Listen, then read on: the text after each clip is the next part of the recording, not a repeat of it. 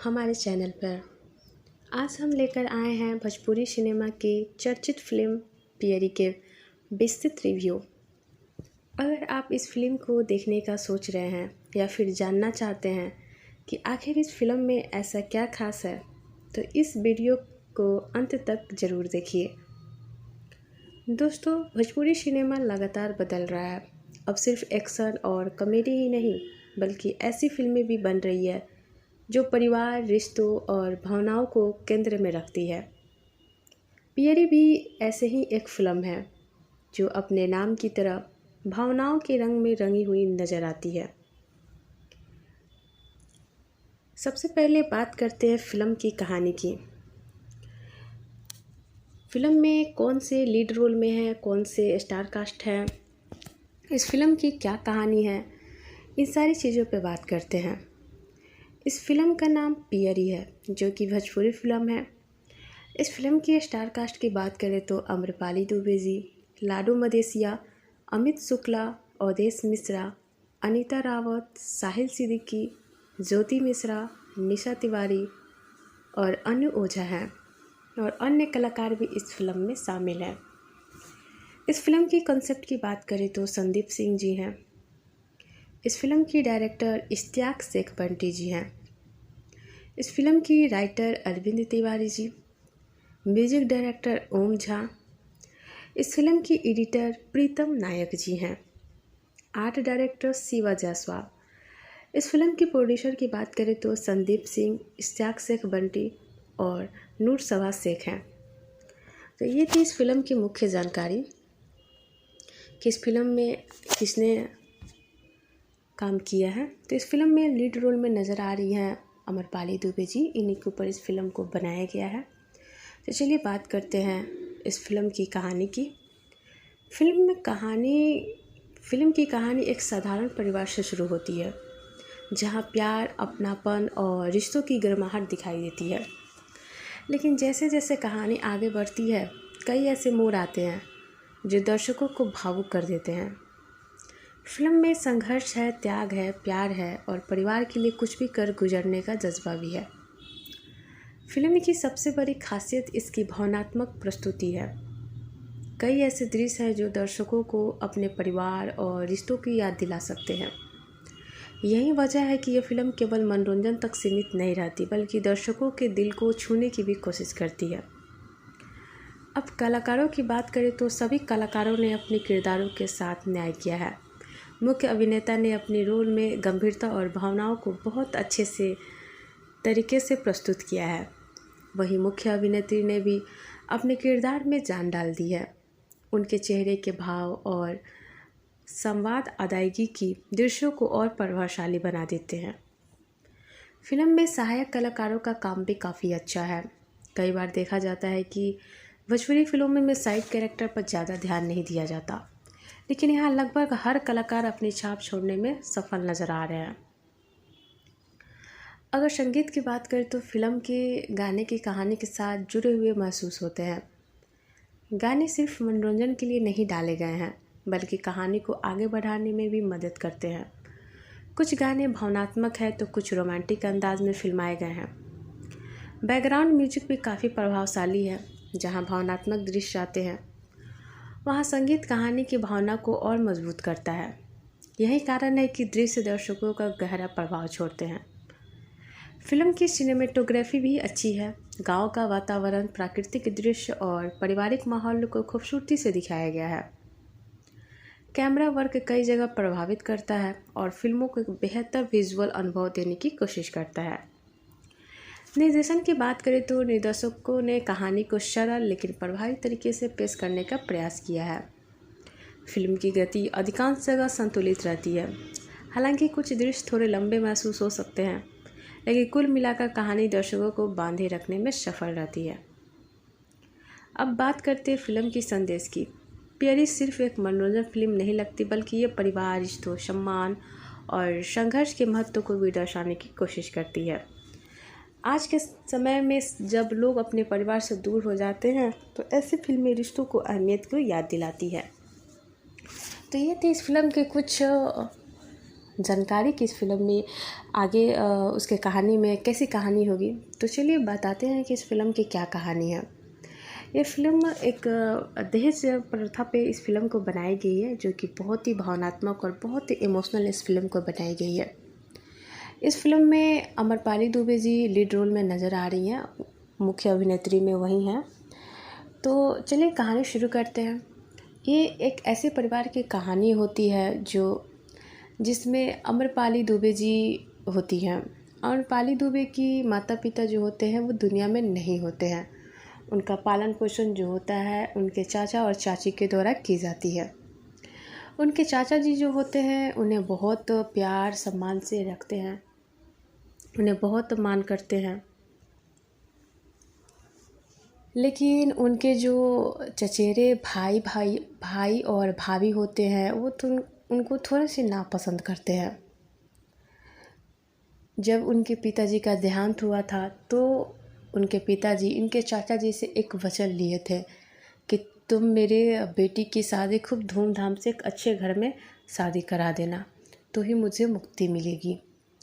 धीरे धीरे अमरपाली दुबे जी बड़ी होती है और उनकी शादी की बात होने लगती है और शादी उनकी फिक्स हो जाती है। शादी में दहेज के रूप में गहने की रिवाज चलती है, सिकरी अंगूठी सब देने का। तो उनके जो चाचा जी होते हैं वो भी देने का वादा करते हैं उनके ससुराल पक्ष वाले को।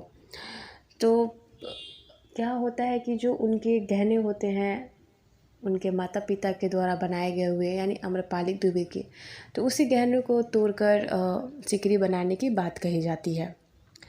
तो जो इनकी भैया और भाभी होते हैं उनके मन में लालच हो जाता है कि जब इतना गहना बन ही रहा है तो क्यों न मेरे लिए भी एक गहना बनवा दिया जाए। इस पर जो उनके चाचा जी होते हैं वो नाराज़ हो जाते हैं और बोलते हैं कि इन सभी चीज़ों पर सिर्फ अमरपाली का ही हक है, बाकी और किसी का नहीं है। तो वो लोग क्या करता है, लोग गहने की अदला बदली कर देता है लोग और नकली सोने का गहना रख देता है लोग। इस सब चीज़ों से बेखबर सभी लोग होते हैं। शादी का दिन आता है तो शादी के दिन उनके जो भैया होते हैं अपने पिता से बोलते हैं यानी उनके चाचा जी से बोलते हैं कि आप इसका कन्यादान नहीं कीजिए, बहुत खर्चा आता है कन्यादान में। तो वो छुप कर सुन लेती हैं। तो उन्हें बहुत बुरा लगता है कि उनके भाई ऐसा बोलते हैं।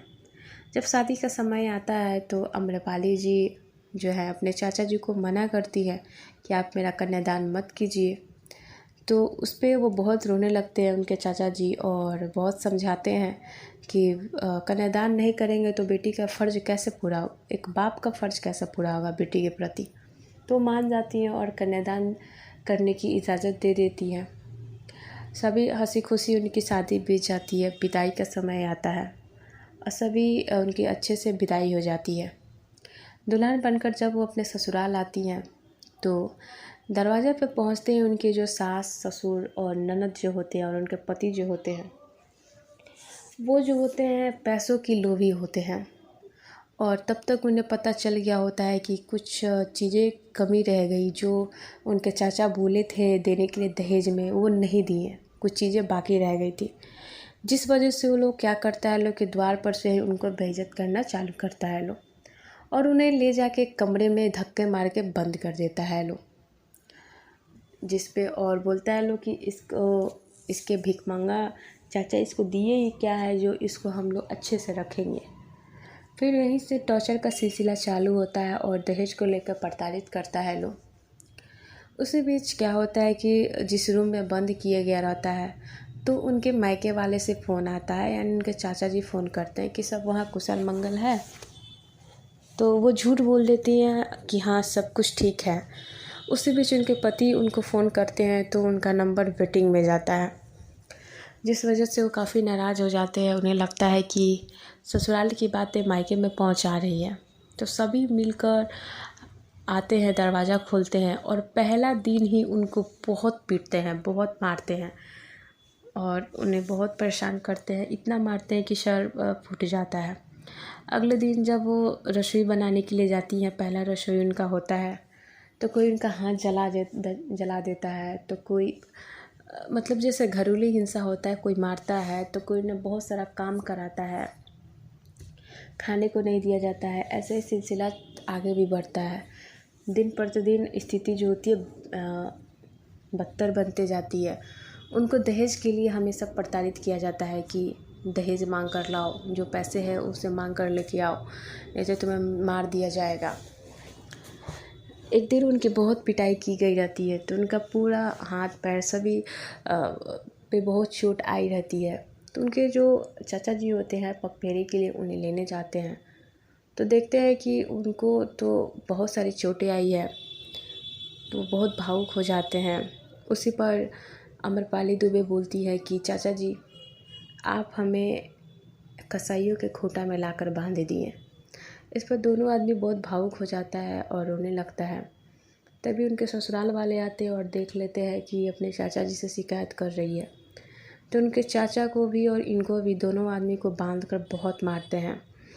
कैसे भी करके उनके चाचा जी वहाँ से अपनी जान बचाकर निकलते हैं और अमरपाली जी भी चली जाती है। फिर बाद में लोग बहला फुसला कर कुछ दिनों बाद फिर से अमरपाली जी को अपने घर लेके आते हैं और फिर उनको टॉर्चर करते हैं। तो ये फिल्म यही कहानी है कि कैसे दहेज के लेकर उनको टॉर्चर किया जाता है। अंत में उन सभी ससुराल वालों को उनको किए की सज़ा दिया जाता है। ये फिल्म दहेज प्रथा पे बनाई गई है। तो ये थी इस फिल्म की कहानी। ये फिल्म एक बहुत ही भावुक कहानी है। तो इस फिल्म में यही है कि कैसे आए दिनों औरतों के साथ अत्याचार होता है। दहेज को लेके कभी किसी को मार दिया जाता है तो कभी किसी को जला दिया जाता है। कैसे हमारे समाज में एक बेटी को प्रताड़ित किया जाता है। तो इसी पर इस फिल्म को बनाया गया है। ये बहुत ही अच्छी फिल्म है। आप इस फिल्म को पूरे परिवार के साथ एंजॉय कर सकते हैं। इस फिल्म का संदेश यही है कि हमारी बेटियों को कैसे मतलब प्रताड़ित किया जाता है। दूसरे की बेटी को भी अपना बेटी बना के रखना चाहिए। तो ये है इस फिल्म की संदेश। इस फिल्म की बैकग्राउंड की बात करें तो फिल्म की जो भी इसमें कलाकार जो है लोग बहुत अच्छे से इस फिल्म को बखूबी निभाया है लोग। ये फिल्म एक बहुत ही साफ़ सुथरी और सांस्कृतिक चीज़ों से जुड़ी हुई फिल्म है। इसमें इस फिल्म के गाने की बात करें तो उसमें भी बहुत अच्छी गाने बनाई गई है। बहुत ही इमोशनल सीन है। तो आप इस फिल्म को अपने पूरे परिवार के साथ एंजॉय कर सकते हैं। ये बहुत ही अच्छी फिल्म है। मुझे तो ये फिल्म की कहानी बहुत अच्छा लगा। और आपको ये कहानी कैसे लगा, आप अपनी राय ज़रूर दें और चैनल को सब्सक्राइब करें, लाइक करें, कमेंट्स करें। चलिए मिलते हैं आपसे एक नई कहानी के साथ, एक नई भोजपुरी रिव्यू के साथ। तब तक के लिए नमस्कार, प्रणाम। नमस्कार दोस्तों, स्वागत है आपका हमारे चैनल पर। आज हम लेकर आए हैं भोजपुरी सिनेमा की चर्चित फिल्म पियरी के विस्तृत रिव्यू। अगर आप इस फिल्म को देखने का सोच रहे हैं या फिर जानना चाहते हैं कि आखिर इस फिल्म में ऐसा क्या खास है, तो इस वीडियो को अंत तक ज़रूर देखिए। दोस्तों, भोजपुरी सिनेमा लगातार बदल रहा है। अब सिर्फ एक्शन और कॉमेडी ही नहीं, बल्कि ऐसी फिल्में भी बन रही है जो परिवार, रिश्तों और भावनाओं को केंद्र में रखती है। पियरी भी ऐसे ही एक फिल्म है जो अपने नाम की तरह भावनाओं के रंग में रंगी हुई नज़र आती है। सबसे पहले बात करते हैं फिल्म की कहानी की। फिल्म में कौन से लीड रोल में है, कौन से स्टार कास्ट है, इस फिल्म की क्या कहानी है, इन सारी चीज़ों पे बात करते हैं। इस फिल्म का नाम पियरी है, जो कि भोजपुरी फिल्म है। इस फिल्म की स्टार कास्ट की बात करें तो अम्रपाली दुबे जी, लाडू मदेसिया, अमित शुक्ला, अवधेश मिश्रा, अनीता रावत, साहिल सिद्दीकी, ज्योति मिश्रा, निशा तिवारी और अनु ओझा हैं। और अन्य कलाकार भी इस फिल्म में शामिल हैं। इस फिल्म की कॉन्सेप्ट की बात करें तो संदीप सिंह जी हैं। इस फिल्म की डायरेक्टर इश्तियाक शेख बंटी जी हैं। इस फिल्म की writer Arvind Tiwari ji, music director ओम झा। इस फिल्म की एडिटर प्रीतम नायक जी हैं। Art director Shiva Jaiswal. इस फिल्म की प्रोड्यूसर की बात करें तो संदीप सिंह, इश्तियाक शेख बंटी और नूर सवा शेख हैं।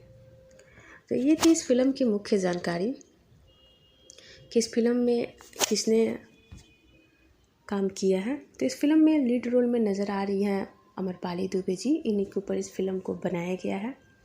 तो चलिए बात करते हैं इस फिल्म की कहानी की। फिल्म की कहानी एक साधारण परिवार से शुरू होती है, जहां प्यार, अपनापन और रिश्तों की गर्माहट दिखाई देती है। लेकिन जैसे जैसे कहानी आगे बढ़ती है, कई ऐसे मोड़ आते हैं जो दर्शकों को भावुक कर देते हैं। फिल्म में संघर्ष है, त्याग है, प्यार है और परिवार के लिए कुछ भी कर गुजरने का जज्बा भी है। फिल्म की सबसे बड़ी खासियत इसकी भावनात्मक प्रस्तुति है। कई ऐसे दृश्य हैं जो दर्शकों को अपने परिवार और रिश्तों की याद दिला सकते हैं। यही वजह है कि यह फिल्म केवल मनोरंजन तक सीमित नहीं रहती, बल्कि दर्शकों के दिल को छूने की भी कोशिश करती है। अब कलाकारों की बात करें तो सभी कलाकारों ने अपने किरदारों के साथ न्याय किया है। मुख्य अभिनेता ने अपने रोल में गंभीरता और भावनाओं को बहुत अच्छे से तरीके से प्रस्तुत किया है। वहीं मुख्य अभिनेत्री ने भी अपने किरदार में जान डाल दी है। उनके चेहरे के भाव और संवाद अदायगी की दृश्यों को और प्रभावशाली बना देते हैं। फिल्म में सहायक कलाकारों का काम भी काफ़ी अच्छा है। कई बार देखा जाता है कि भोजपुरी फिल्मों में साइड कैरेक्टर पर ज़्यादा ध्यान नहीं दिया जाता, लेकिन यहाँ लगभग हर कलाकार अपनी छाप छोड़ने में सफल नज़र आ रहे हैं। अगर संगीत की बात करें तो फिल्म के गाने की कहानी के साथ जुड़े हुए महसूस होते हैं। गाने सिर्फ मनोरंजन के लिए नहीं डाले गए हैं, बल्कि कहानी को आगे बढ़ाने में भी मदद करते हैं। कुछ गाने भावनात्मक हैं तो कुछ रोमांटिक अंदाज में फिल्माए गए हैं। बैकग्राउंड म्यूजिक भी काफ़ी प्रभावशाली है। जहां भावनात्मक दृश्य आते हैं, वहां संगीत कहानी की भावना को और मजबूत करता है। यही कारण है कि दृश्य दर्शकों का गहरा प्रभाव छोड़ते हैं।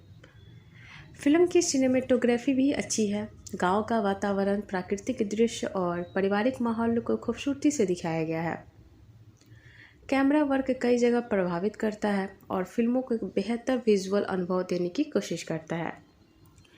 निर्देशन की बात करें तो निर्देशकों ने कहानी को सरल लेकिन प्रभावी तरीके से पेश करने का प्रयास किया है। फिल्म की गति अधिकांश जगह संतुलित रहती है। हालांकि कुछ दृश्य थोड़े लंबे महसूस हो सकते हैं, लेकिन कुल मिलाकर कहानी दर्शकों को बांधे रखने में सफल रहती है। अब बात करते हैं फिल्म की संदेश की। प्यारी सिर्फ एक मनोरंजन फिल्म नहीं लगती, बल्कि ये परिवार, रिश्तों, सम्मान और संघर्ष के महत्व को भी दर्शाने की कोशिश करती है। आज के समय में जब लोग अपने परिवार से दूर हो जाते हैं, तो ऐसी फिल्में रिश्तों को अहमियत को याद दिलाती है। तो ये थी इस फिल्म के कुछ जानकारी कि इस फिल्म में आगे उसके कहानी में कैसी कहानी होगी। तो चलिए बताते हैं कि इस फिल्म की क्या कहानी है। ये फिल्म एक दहेज प्रथा पे इस फिल्म को बनाई गई है, जो कि बहुत ही भावनात्मक और बहुत ही इमोशनल इस फिल्म को बनाई गई है।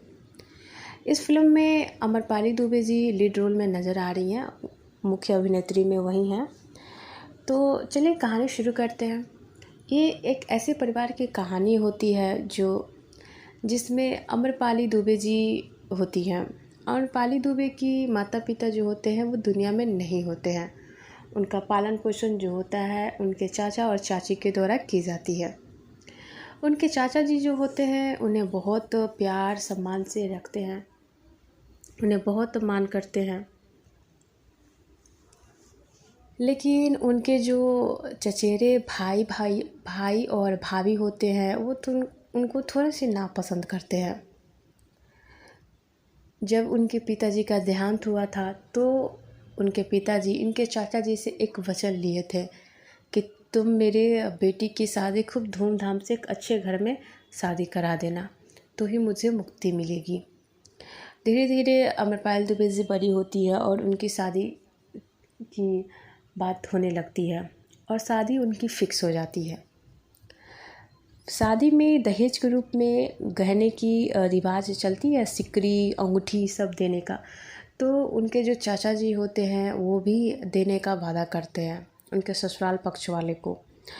तो क्या होता है कि जो उनके गहने होते हैं उनके माता पिता के द्वारा बनाए गए हुए यानी आम्रपाली दुबे के, तो उसी गहने को तोड़कर सिकरी बनाने की बात कही जाती है। तो जो इनकी भैया और भाभी होते हैं उनके मन में लालच हो जाता है कि जब इतना गहना बन ही रहा है तो क्यों न मेरे लिए भी एक गहना बनवा दिया जाए। इस पर जो उनके चाचा जी होते हैं वो नाराज़ हो जाते हैं और बोलते हैं कि इन सभी चीज़ों पर सिर्फ आम्रपाली का ही हक है, बाकी और किसी का नहीं है। तो वो लोग क्या करता है, लोग गहने की अदला बदली कर देता है लोग और नकली सोने का गहना रख देता है लोग। इस सब चीज़ों से बेखबर सभी लोग होते हैं। शादी का दिन आता है तो शादी के दिन उनके जो भैया होते हैं अपने पिता से बोलते हैं यानी उनके चाचा जी से बोलते हैं कि आप इसका कन्यादान नहीं कीजिए, बहुत खर्चा आता है कन्यादान में। तो वो छुप कर सुन लेती हैं। तो उन्हें बहुत बुरा लगता है कि उनके भाई ऐसा बोलते हैं। जब शादी का समय आता है तो आम्रपाली जी जो है अपने चाचा जी को मना करती है कि आप मेरा कन्यादान मत कीजिए। तो उस पर वो बहुत रोने लगते हैं उनके चाचा जी और बहुत समझाते हैं कि कन्यादान नहीं करेंगे तो बेटी का फ़र्ज़ कैसे पूरा हो, एक बाप का फ़र्ज़ कैसे पूरा होगा बेटी के प्रति। तो मान जाती हैं और कन्यादान करने की इजाज़त दे देती हैं। सभी हंसी खुशी उनकी शादी बीत जाती है, विदाई का समय आता है और सभी उनकी अच्छे से विदाई हो जाती है।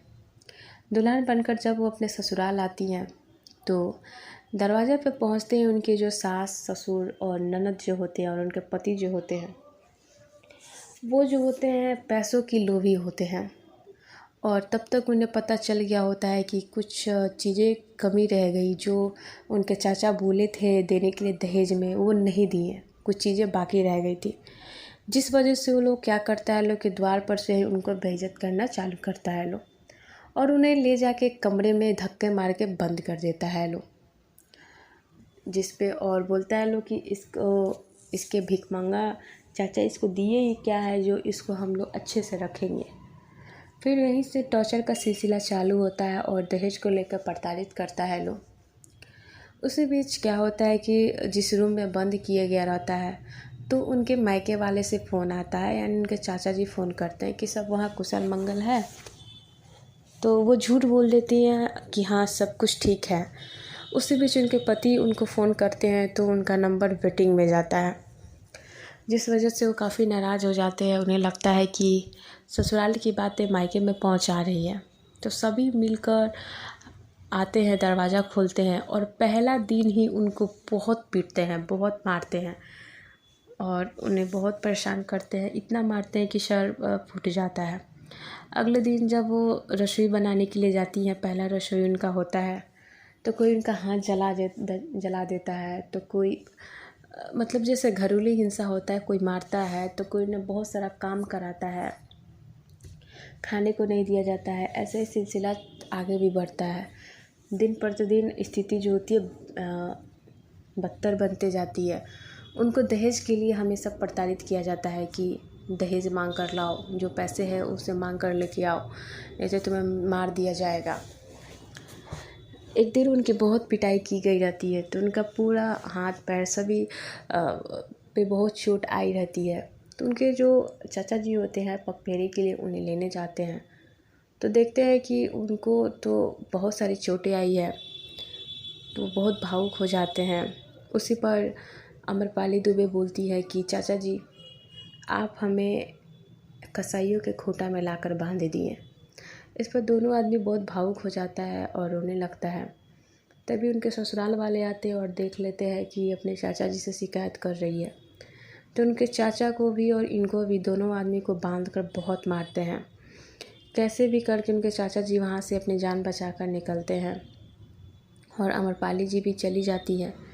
फिर बाद में लोग बहला फुसला कर कुछ दिनों बाद फिर से आम्रपाली जी को अपने घर लेके आते हैं और फिर उनको टॉर्चर करते हैं।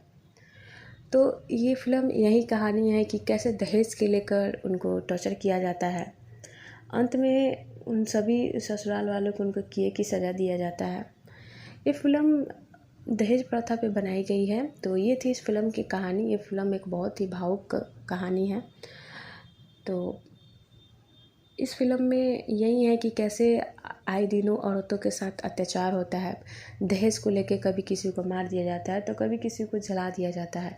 कैसे हमारे समाज में एक बेटी को प्रताड़ित किया जाता है। तो इसी पर इस फिल्म को बनाया गया है। ये बहुत ही अच्छी फिल्म है। आप इस फिल्म को पूरे परिवार के साथ एंजॉय कर सकते हैं। इस फिल्म का संदेश यही है कि हमारी बेटियों को कैसे मतलब प्रताड़ित किया जाता है।